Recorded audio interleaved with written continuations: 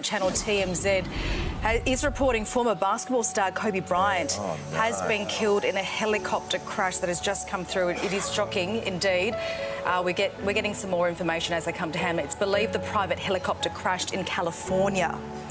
So that has just come through into the newsroom. Terrible. So obviously we're trying to get some more details on that, but it is just absolutely shocking. It is just broken out of the US there. So former basketball star Kobe Bryant reportedly killed in a helicopter crash there in the US. That will send shockwaves right around the sports world. I mean, it's such a huge star, not just in the US but worldwide as well for the NBA. Superstar, one of the greatest players to ever play the game. That's right. Is a huge blow. I'm shocked by that. Yeah, We'll wait for more information coming in. Really, really yeah.